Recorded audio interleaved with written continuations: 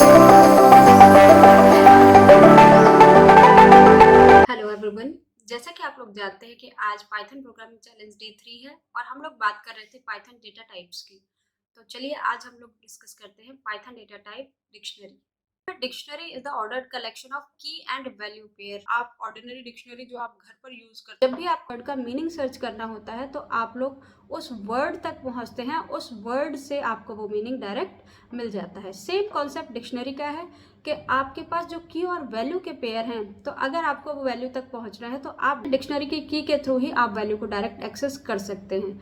इसे हम लोग हैश कहते हैं और इसे हम लोग एसोसिएटिव एरे भी कहते हैं। हैश टेबल इसलिए कहते हैं क्योंकि की एक हैश है और हैश के थ्रू हम लोग डायरेक्ट वैल्यू तक पहुंचते हैं। डिक्शनरी में जो डेटा सेव किया जाता है वो की और वैल्यू की फॉर्म में ही किया जाता है। की कभी भी डुप्लीकेट नहीं होती, की हमेशा डिस्टिंक्ट होती है क्योंकि की के थ्रू आपको डेटा तक पहुंचना है और अगर की डुप्लीकेट होगी तो डेटा इनकंसिस्टेंसी होगी और आप अपना डेटा कभी भी रिट्रीव नहीं कर पाएंगे। वैल्यू की अगर हम बात करें तो वैल्यू में डुप्लीकेसी अलाउड है, की में कभी भी डुप्लीकेसी अलाउड नहीं होती है। अगर हम लोग पाइथन 3.7 की बात करें तो यहाँ से डिक्शनरी ऑर्डर्ड है। पाइथन 3.6 और उससे बिलो वर्जन के लिए डिक्शनरी अनऑर्डर्ड है। ऑर्डर्ड और अनऑर्डर्ड में क्या अंतर होता है? अगर हम लोग ऑर्डर्ड की बात करें, इट मीन्स हम जैसे जैसे डेटा एलिमेंट्स को ऐड करते जाएंगे वैसे वैसे उन एलिमेंट्स को एक इंडेक्स प्रोवाइड कर दिया जाएगा। इट मीन्स जब हम एक्सेस करेंगे तो हम उसे उस इंडेक्स के थ्रू भी एक्सेस कर सकते हैं। लेकिन अगर हम अनऑर्डर्ड की बात करें तो अनऑर्डर्ड में हम डेटा एलिमेंट्स को कोई भी इंडेक्स प्रोवाइड नहीं करते, जिससे कि हम बाय इंडेक्स डेटा को अचीव नहीं कर सकते हैं। इसका एक एग्जांपल मैंने अभी आपको सेट कराया था। सेट एक अनऑर्डर्ड डेटा टाइप है। डिक्शनरीज को हमेशा कर्ली ब्रैकेट में लिखा जाता है और कर्ली ब्रैकेट के अंदर जो एलिमेंट होते हैं वो की और वैल्यू के फॉर्म में होते हैं। तो चलिए हम एग्जाम्पल के थ्रू डिक्शनरी को समझने की कोशिश करते हैं। ये एक एग्जाम्पल है डेटा स्टोरेज का। इसमें एक डिक्शनरी है जिसमें कि हम लोगों ने की ली हुई है, कीज हैं ए, ओ एंड जी और इनसे एसोसिएटेड वैल्यू है। ए से एसोसिएटेड वैल्यू है अल्फा, ओ से एसोसिएटेड वैल्यू है ओमेगा, जी से एसोसिएटेड वैल्यू है गामा। तो इस तरीके से हम लोग डेटा स्टोर कर सकते हैं जो कि मोर रीडेबल है और जो कीज हैं इनके थ्रू हम डेटा को फास्टर एक्सेस कर भी सकते हैं। तो this is the only data type which is using keys to access the value. चलिए अब हम देखते हैं real world usages of dictionary data type. आखिर हम लोग डिक्शनरी डेटा टाइप को कहाँ यूज कर सकते हैं? सबसे पहला यूज होता है डिक्शनरी का डेटा स्टोरेज। एक्चुअली डेटा के लिए ही डिक्शनरी बनाई गई है क्योंकि जब हम किसी और डेटा टाइप में डेटा को स्टोर करते हैं तो सपोज हमें डेटा सेव करना है किसी भी पर्सन का आईडी एंड नेम। तो अगर हम लोग कोई भी डेटा टाइप लेते हैं, सपोज मैंने लिया लिस्ट, तो इंडेक्स 0 पर हम लोग आईडी लेंगे, इंडेक्स 1 पर हम लोग नेम लेंगे। But if we want to make it more readable तो हमें डिक्शनरी डेटा टाइप लेना चाहिए जिसमें कि हम लोग की ले सकते हैं नेम एंड आईडी। नेम में name of the person and in ID the ID of the person. Next इसे ऑब्जेक्ट क्रिएशन में भी यूज़ किया जा सकता है। जैसे कि हम लोग कोई गेमिंग सॉफ्टवेयर बना रहे हैं, उसमें हमने डिफरेंट प्लेसेस पर बहुत सारे ऑब्जेक्ट रखे हुए हैं।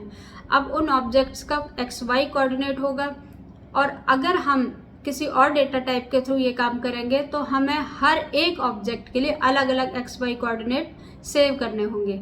But if we are talking about dictionary, हम लोग XY कोऑर्डिनेट का एक टपल बना लेते हैं और उस टपल के अंदर वैल्यू हम उस ऑब्जेक्ट की दे सकते हैं। तो इस तरीके से हम लोग XY कोऑर्डिनेट को ऑब्जेक्ट से एसोसिएट कर सकते हैं। थर्ड इसका यूज़ हो गया, जब भी हम कोई स्विच स्टेटमेंट बनाते हैं तो स्विच स्टेटमेंट में जंप कंडीशन होती है।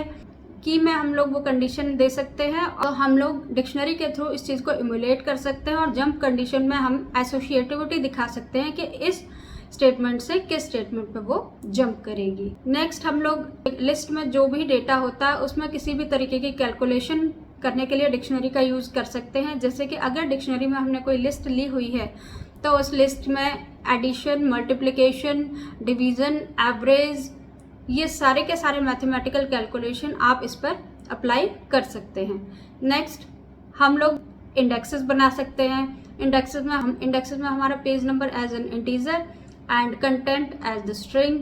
तो आप इंटीजर की और स्ट्रिंग वैल्यू लेके इंडेक्स भी क्रिएट कर सकते हैं डिक्शनरी के थ्रू। तो these all are the real world uses of dictionary. The most important feature of data dictionary is, data dictionary में आप जब कीज़ लेते हैं तो वो कीज़ केस सेंसिटिव होती हैं। अगर सेम नेम की कीज होंगी बट डिफरेंट केसेस होंगे तो वो दोनों की दोनों कीज डिफरेंट ही काउंट की जाएंगी। तो इसीलिए केस सेंसिटिविटी बहुत मैटर करती है डिक्शनरी कीज में। नेक्स्ट हम बात करते हैं कि डिक्शनरीज में जो कीज और वैल्यू है उनके डेटा टाइप किस तरीके का होना चाहिए। तो अगर हम लोग बात करते हैं कीज की, तो कीज में जो डेटा टाइप है वो हैशेबल ऑब्जेक्ट होना चाहिए।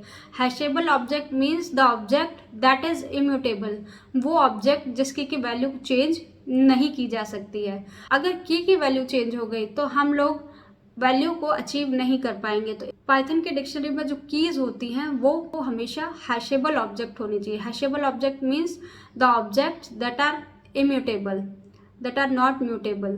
तो इम्यूटेबल ऑब्जेक्ट्स में आपके int, float, string and tuple, ये इम्यूटेबल ऑब्जेक्ट्स हैं जिनको कि आप लोग की के रूप में यूज कर सकते हैं।